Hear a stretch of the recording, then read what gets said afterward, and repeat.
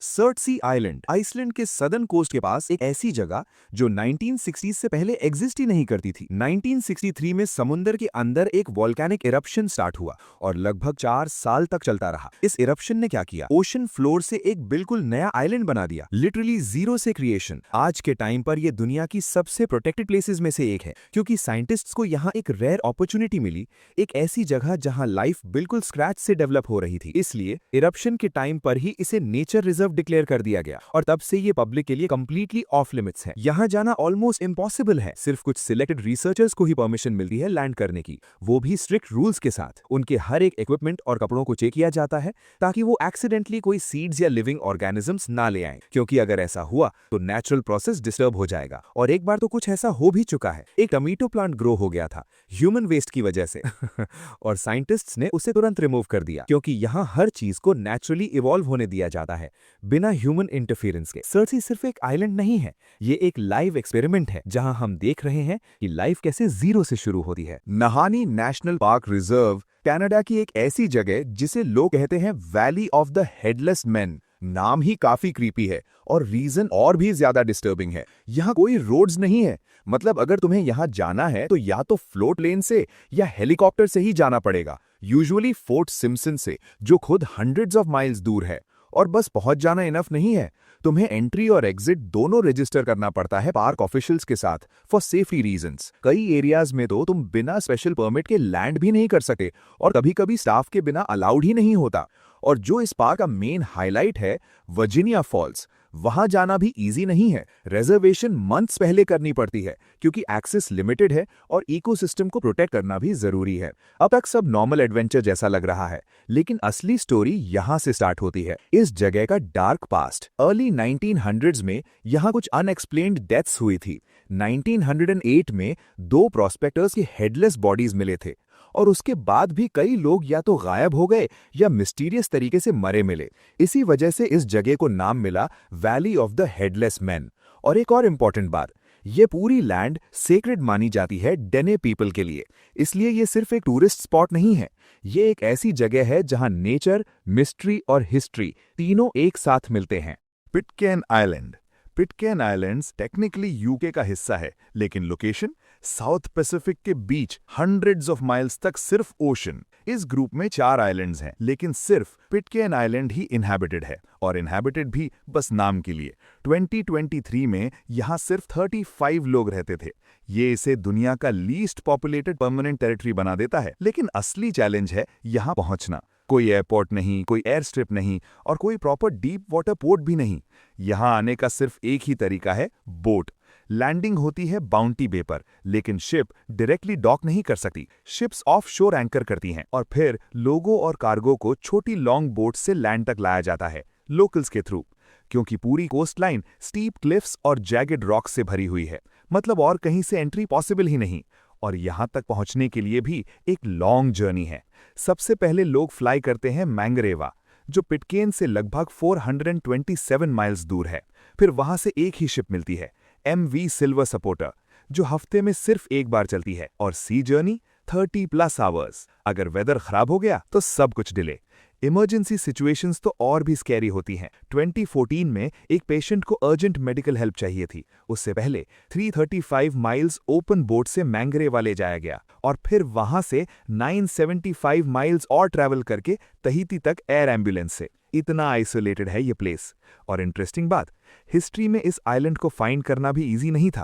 Early explorers इसे गलत map कर देते थे। इवन जेम्स कुक भी इसे लोकेट नहीं कर पाए थे। पिटकेन आइलैंड सिर्फ एक जगह नहीं है, ये एक रिमाइंडर है कि दुनिया के कुछ कॉर्नर्स आज भी कंप्लीटली कट ऑफ हैं। ट्रिस्टन डा कून्हा को वर्ल्ड का मोस्ट रिमोट इनहैबिटेड आइलैंड भी कहा जाता है। ये साउथ अटलांटिक ओशन के बीच। ये आइलैंड साउथ अफ्रीका से लगभग 1490 माइल्स दूर है और साउथ अमेरिका से भी 2050 माइल्स से ज्यादा। मतलब आसपास कुछ भी नहीं, सिर्फ ओशन।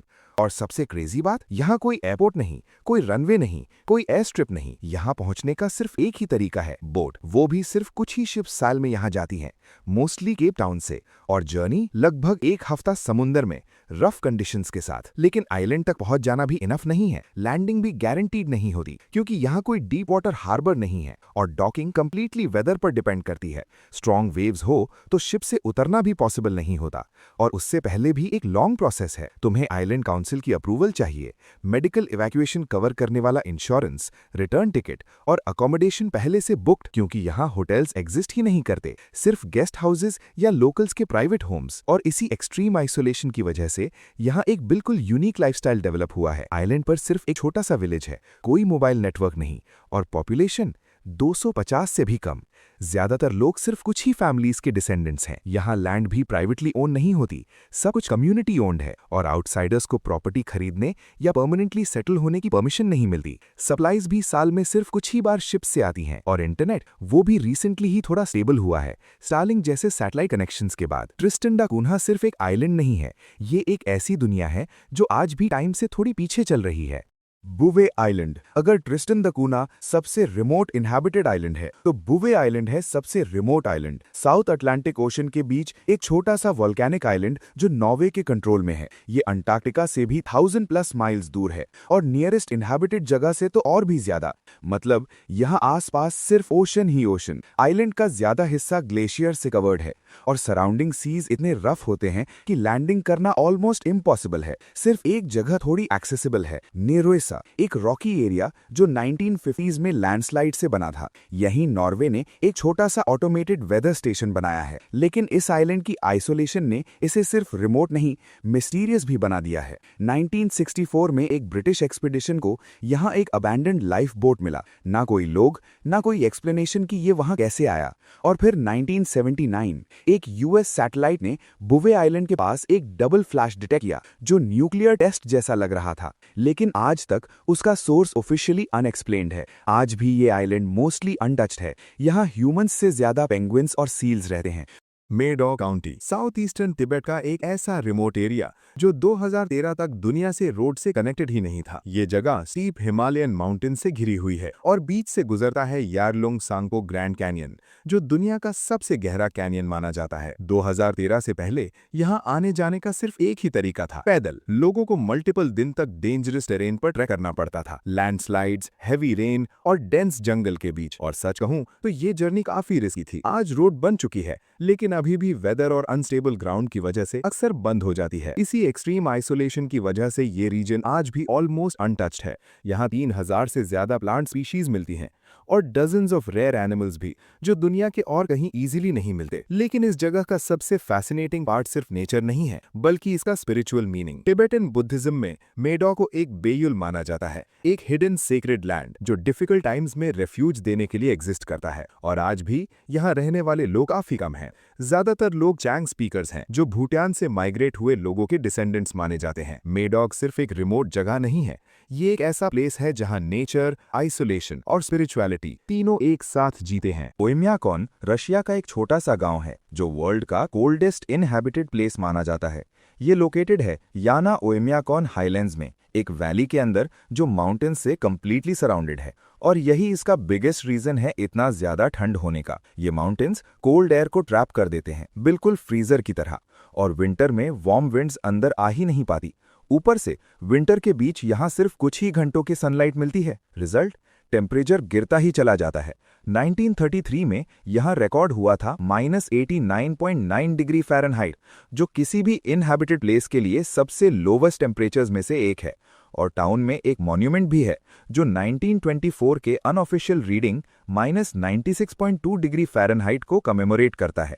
कंपैरिजन के लिए सोचो, ये टेम्परेचर एक फ्रीजर से भी ज्यादा कोल्ड है, और मार्स के सरफेस टेम्परेचर के काफी क्लोज। पहले यहाँ लगभग 2500 लोग रहते थे, आज 900 से भी कम। और यहाँ ट्रैवल करना भी इजी नहीं है। ये कनेक्टेड है कोलीमा हाईवे से, जिसे रोड ऑफ बोन्स भी कहा जाता है। ये रोड गुलाग प्रिजनर्स से बनवाई गई थी, और कंडीशंस इतनी हार्श थी कि कई लोग वहीं मर गए, इसलिए ये नाम। आज भी यहाँ रोड ट्रैवल लॉन्ग और रिस्की है, स्पेशली विंटर में, और एयर एक्सेस भी लिमिटेड है। और सबसे स्कैरी पार्ट, अगर कुछ गलत हो जाए तो हेल्प बहुत दूर है। ओयम्याकॉन सिर्फ एक गांव नहीं है, ये एक एक्सट्रीम एग्जाम्पल है कि इंसान कितनी हार्श कंडीशंस में भी सर्वाइव कर सकता है। एमिन्सन स्कॉट साउथ पोल स्टेशन, ये दुनिया का sudden most permanently inhabited place है। ये लोकेटेड है एग्जैक्ट साउथ पोल पर और इसे ऑपरेट करता है नेशनल साइंस फाउंडेशन, इसलिए ये यूएस ज्यूरिसडिक्शन में आता है। इस स्टेशन को 1956 में बिल्ड किया गया था और ये साउथ पोल पर पहला परमानेंट स्ट्रक्चर था। उससे पहले अंटार्कटिका का interior almost completely human free था और रीजन सिंपल है, यहां तक पहुंचना बहुत मुश्किल है और कंडीशंस एक्सट्रीम। यहां 6 महीने तक कंटिन्यूअस सनलाइट रहती है और फिर अगले 6 महीने कंप्लीट डार्कनेस। टेम्परेचर्स इतने लो हो जाते हैं कि -90 डिग्री फ़ारेनहाइट से भी नीचे चले जाते हैं और पोलर नाइट के दौरान वायलेंट स्टॉर्म्स और ब्लिजर्ड्स कॉमन होते हैं। लेकिन यही हार्श कंडीशंस इस जगह को स्पेशल बनाती हैं। ये परफेक्ट है एस्ट्रोनॉमी और कॉस्मिक रेडिएशन स्टडी के लिए, क्योंकि यहां पोल्यूशन और इंटरफेरेंस ऑलमोस्ट जीरो है। यहां कोई पोर्ट नहीं, कोई रोड नहीं, सिर्फ सीजनल फ्लाइट्स आती हैं मैकमर्डो स्टेशन से और एक लॉन्ग ओवरलैंड रूट है, साउथ पोल ट्रैवर्स। समर में यहां लगभग 150 लोग होते हैं, साइंटिस्ट्स और स्टाफ, लेकिन विंटर में सिर्फ 40-50 लोग रह जाते हैं और वो भी 8 महीने तक कंप्लीटली आइसोलेटेड। और एक इंटरेस्टिंग ट्रेडिशन भी है, जब विंटर के लिए लास्ट प्लेन चला जाता है तो यहां के लोग एक साथ बैठकर द थिंग की तीनों वर्जन्स बैक टू बैक देखते हैं। एमंडसन स्कॉट स्टेशन सिर्फ एक रिसर्च बेस नहीं है, ये एक ऐसी जगह है जहां इंसान और नेचर का एक्सट्रीम टेस्ट होता है। पॉइंट नीमो दुनिया का सबसे अनरीचेबल पॉइंट किसी भी ओशन में। ये साउथ पैसिफिक ओशन के बीच लोकेटेड है और इसे कहा जाता है ओशियानिक पोल ऑफ इनएक्सेसिबिलिटी, मतलब समुंदर का वो पॉइंट जो हर डायरेक्शन से सबसे ज्यादा दूर है किसी भी लैंड से। अगर तुम यहां शिप से गिर जाओ तो नियरेस्ट लैंड हर तरफ से लगभग 1670 माइल्स दूर होगा। क्लोजेस्ट लैंड पॉइंट्स छोटे आइसोलेटेड आइलैंड्स जैसे डूसी आइलैंड, मोटोनुई और माहर आइलैंड। इतनी दूरी है कि कई बार यहां सबसे पास इंसान जमीन पर नहीं बल्कि ऊपर स्पेस में होते हैं, इंटरनेशनल स्पेस स्टेशन पर। और ये जगह सिर्फ रिमोट नहीं, डेड जोन जैसी है। ये एक massive ocean current south Pacific गायर के बीच में है जो न्यूट्रिएंट्स को यहां तक पहुंचने ही नहीं देता। रिजल्ट, यहां ऑलमोस्ट कोई मरीन लाइफ नहीं है, ना शिप्स, ना फ्लाइट्स, ना आइलैंड्स, एक तरह का बायोलॉजिकल डेजर्ट। और इसी वजह से ये जगह एक और रीजन से फेमस है, स्पेस क्राफ्ट सिमेट्री।